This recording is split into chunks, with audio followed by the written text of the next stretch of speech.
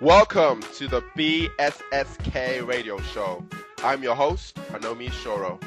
This show is all about you, your music, your voice, your story. Our guest tonight is ANITA SONI. Did I pronounce your family name correctly? Yes, you did. Thank you. Wonderful. Okay, so this show we're going to change the format actually. I would like to let ANITA give you an introduction about herself so I don't repeat myself in regards to asking the same questions that I have done in previous interviews. So, ANITA. Yes. Are you ready? I am ready. Tell us a little bit about yourself. Okay. As you said, my name is ANITA. I moved to Korea in September of 2007. And prior to this, I was a manager of a fireworks company in Canada. We used to produce international fireworks displays right across Canada and around the world, actually. It was a great job. I really loved it. I loved the business world and the marketing aspect, but it just, after 7 years, got to be a little bit too much. It was pretty stressful, kind of dangerous. Kind of dangerous? Kind of, yes. Working with fireworks every day, yes. So I took a trip to India and visited Mother Teresa's orphanage and realized that I wanted to be able to volunteer, but I knew I would have to make money. And I just came across some people that had been teaching and traveling, and I decided to give it a try. And 4 years later, here I am in Korea. Excellent. Could you just tell us a bit about your ethnicity? Yes, I can. My father is born and brought up in India, and my mother is born and brought up in Canada. Okay, wonderful. And how is Canada? Fine, I think. I haven't been there For 4 years. For 4 years, so but I believe that everything there is going well, as it is everywhere else, I guess. But yeah, it's okay. I've been back to visit a few times, but nothing too long term. What I meant by that was a lot of the Americans I've spoken to on this show have said that one of the reasons that they decided to leave America was because of the economy and the employment situation there. So I just wanted to know if it's kind of a similar thing in Canada. I assume that it is. As I said, 4 years ago when I left, it wasn't the best economy. I think for people coming out of university and trying to find jobs, it was very difficult. But I honestly don't keep updated on that aspect of Canada while I'm here. So I don't know how it's going. Okay, fair enough. Sorry. So let me ask you the first question. Yes. Since you've been here in Korea for 4 years, do you think it's easy to get trapped into the kind of lifestyle that you have here as a native teacher, as a guest teacher? Yes, I do think it is easy to get trapped if you look at it as being trapped. But I also think it's very easy to completely enjoy your lifestyle here and just try and soak up as much of it as you can. Your first guest I listened to, Patrika, and she used some words that I quite often use. The fact that she likes her lifestyle in Korea. And that's exactly how I feel. I really like my lifestyle. 2 years after I was in Korea, I ended up traveling for 5 months in India, and then I went home again to Canada and didn't know what to do, but found myself wanting to come back to Korea because I was so used to my lifestyle here, the independence, I was comfortable, I could do whatever I wanted, making money, things like that. So yeah, it's very easy to get too comfortable in it, but I think it just depends on your viewpoints. Fair enough. But what about in regards to the friendships that you make here? A lot of the friendships seem to be very transient. So do you experience a lot of loneliness? That's a very good question, Anomi. I think that first, in this type of job, if you are going to do it for a great length of time, or any length of time actually, you have to be comfortable with yourself. You have to be comfortable with being only with yourself, because friends do come and go, and sometimes on a yearly basis. Hmm. The the thing I found with that is in my wise old years is that I don't have to be best friends or even friends with everybody. The people you meet, you're going to connect really well with some, and maybe you'll keep in touch with them when your life goes on. And some people you'll meet and you'll hang out and it will be fine, and you may never talk to them again. And I think both cases are okay. You don't have to make a lifelong friend with every single person you meet. And nor do you have to not hang out with people that you don't 100% agree with or connect with. You can just be comfortable in who you are and hang out with people and know that that's just what it is. I understand what you're saying, but a lot of teachers, well, I haven't actually spoken to many specifically about this topic, but I do get the general impression that the loneliness aspect of being a teacher in Korea is something that people find difficult and challenging to deal with. Yeah, well, I do agree, and yeah, it's hard because you do connect with people and then they leave. So it is pretty tough in that sense too. And then plus all of your friends and family, they're not here to support you through things also. But for me personally, yeah, I've had those times where it's been pretty difficult, but then you have to know that there will be someone else around the corner who you will connect with just as much, or if not more, or work a little harder to keep in touch with the people that have gone on. Okay. And do you have any advice to give people who maybe after 6 months of being in Korea that the kind of the homesickness has started to really kick in? For a veteran who's been here for 4 years and counting, what piece of advice could you give them to kind of stave that off? Well, I can tell you what worked for me. It may not work for everybody, but I always try and get out and explore. So sometimes on a Saturday morning, I will just go and get on a bus and go to another part of Korea and just explore. Hmm. Of course, I use my little guidebook also to find places to go, but I think it's really great to be able to appreciate where you are and yes, think about back home and think about all the great things back home, but find out the great things that you like about Korea too and immerse yourself in them. Try them, do things, get out and really explore what's around you. Excellent. Okay, Patrika. Did I just call you Patrika? Yes, I you did. I'm very sorry. I'm very sorry. I've got to let the listeners know that um, me and Anita have been, well, I have been having a little trouble remembering Anita's name. Well, I know her name, but for some reason, Sanita has kept coming out in our conversation. So, yeah, You it's may hear that once or twice, and I won't correct him. okay. So please, if you hear me call her Patrika or Sanita or any other name, just ignore me. Okay, anyway, can you tell us your first track, please? Yes, the first track. Well, and before I do that, Anomi, I want to say thank you so much for introducing me and all of the listeners to these new artists. I really like this one. The band is called, or the group is called Van Sound, Mhm. and the song is RNB. Excellent. Okay, so here's the track, R and B.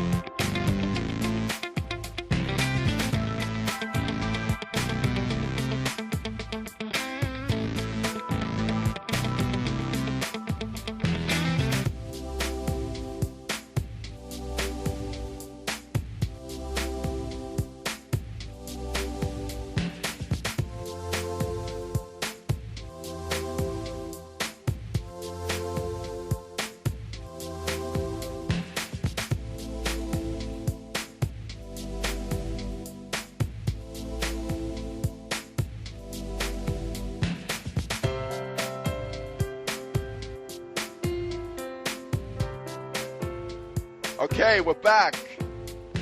So, did you enjoy that, Anita? It was great. Thanks again. I really like all of these new songs that you keep introducing to us. Wonderful. Okay, so we talked a little bit about loneliness in Korea. Let's move on to job prospects.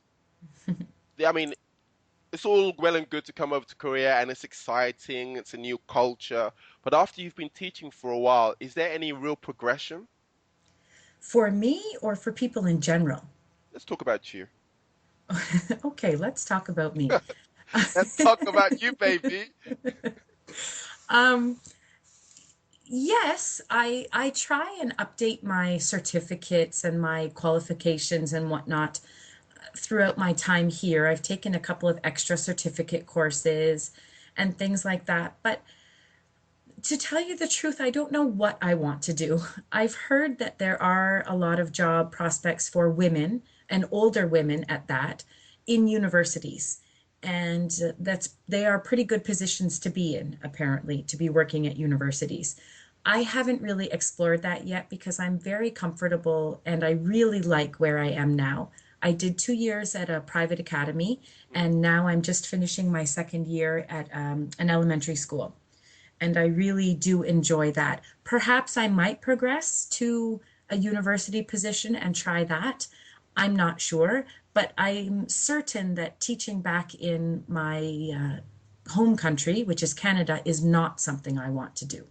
So you have no plans to go back to Canada? No, I don't have any immediate plans to return to Canada. Okay, fair enough. And what is the difference in teaching elementary and you said you taught at a Hagwon or was it a private institute? It was a Hagwon, yes. Okay. Was it the same age group? Well, a little bit, yes. At the Hagwon, I taught preschool children right up to middle school, but in the elementary school, I'm just teaching grade 3, 4, 5, and 6. And how have you found that experience? The main difference, to be honest, is vacation time. You get a lot more at the elementary school. And the level of the students. At the elementary school, the levels are so mixed in the classroom that it's kind of difficult to get through to a lot of the children. Whereas at the Hagwon, their parents are paying extra for them to be there. So generally, their level of English is a little higher anyways. So I almost found it easier to teach at the Hagwon, but I'm enjoying the elementary school experience quite a bit more, actually. Excellent. I mean, I taught at a high school for 2 years. It was a technical high school. And so after I finished that contract and went to an elementary school, I was really surprised by the level of English that the elementary school students had in comparison to the high school. It was phenomenal to actually have a conversation. Obviously, it was a limited conversation, but I could actually say hello to them and ask them how they were doing, and they would answer me correctly, and that was fun. And at the high school, they didn't? At the high school, they would run away. I would ask them a simple question, and they would literally run down the hall away from me. So it's kind of sweet to have these little elementary kids to talk to. It is true. I have heard that their level of English actually decreases once they get to middle school. I think it's all the hormones kicking in. That's right, yes. Okay, also, do you see yourself as a role model in terms of representing your country and your ethnicity? Let me try that word again. Ethnicity. Ooh, well done. To the Koreans, because they have such a limited view, or they have such limited experiences of meeting foreigners. Do you see yourself as representing? That's a good question. I see myself as a guest here in this country. So do I think that if I do something negative that the Koreans or the children will think that everyone from Canada is like that?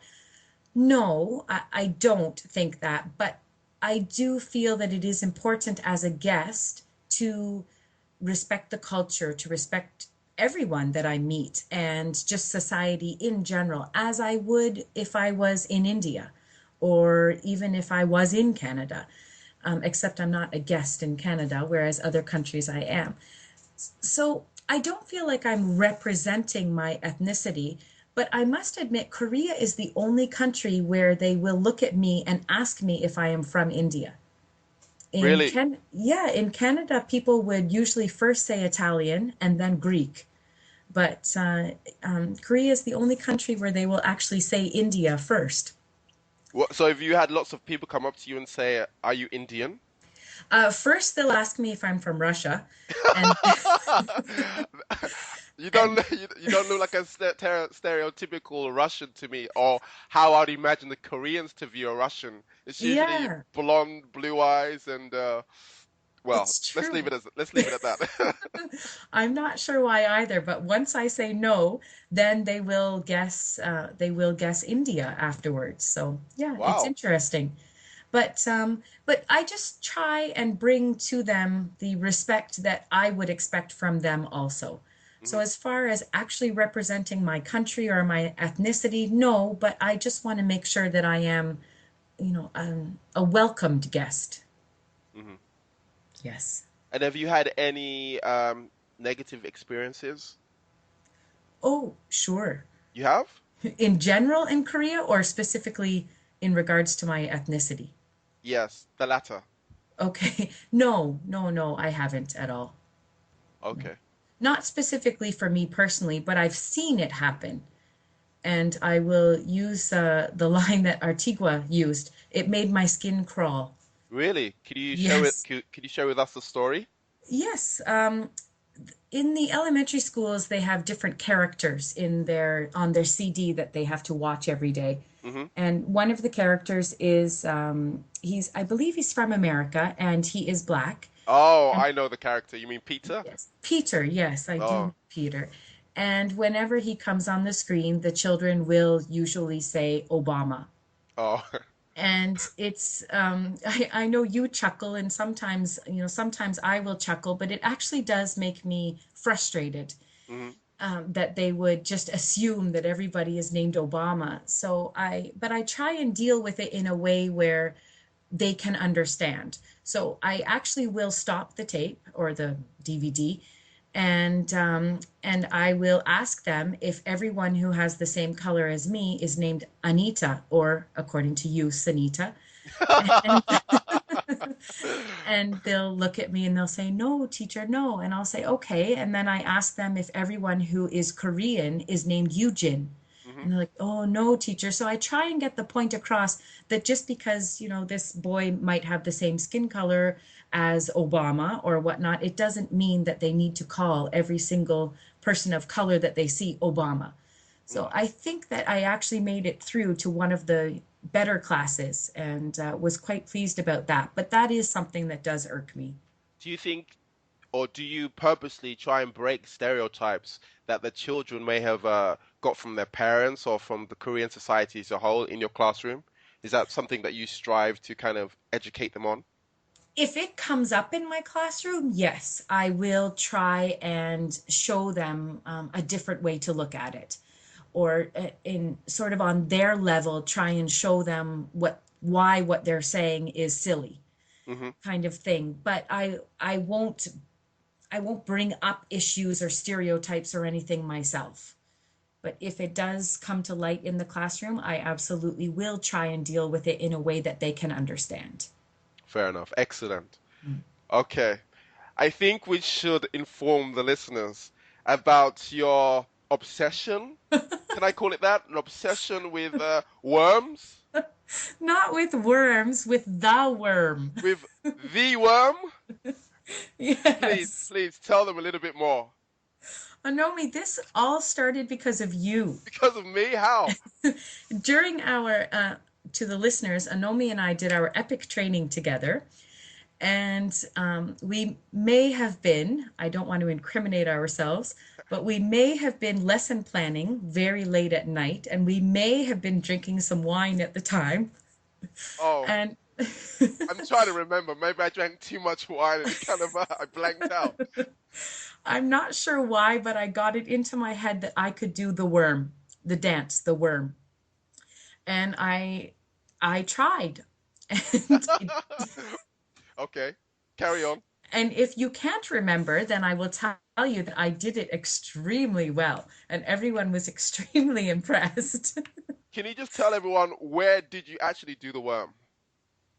I don't remember. Was it on the floor in No, the I mean, classroom? was it in the classroom? Oh, yes, it was in the classroom that we were lesson planning in, and it Okay. was on the floor. Yeah. But then ever since then, every time that I've bumped into you in a nightclub or or pub or something, you seem very excited and willing to engage in that dance again. I have never done it on the floor of a bar. I will have to say that. But I may have been known to bust out the dance moves at Christmas parties. Oh, wow. Okay. Well, Oh, thank you so much, Anita. I thought you were kidding when you said you were going to bring up the worm. No, for sure. I mean, I think they really need to know it. And I think if anyone does meet Anita, definitely ask her to tell you her theme song, or you can hum her theme song. She's going to tell us what that is in a minute. And also get her to do the worm. Um, you'll be very impressed. Oh, thank you very much, Anomi. Thank you for the opportunity to be interviewed, and again, also for this great music. Beautiful. So, can you tell everybody if they were to meet you, what would you like them to hum to you as your theme tune? Well, I would like them to listen carefully to this next song, which is also by Van Sound. It is called Hip Hop. Hip hop? Yes. Okay. Bye bye, everyone. Goodbye. Here's the track.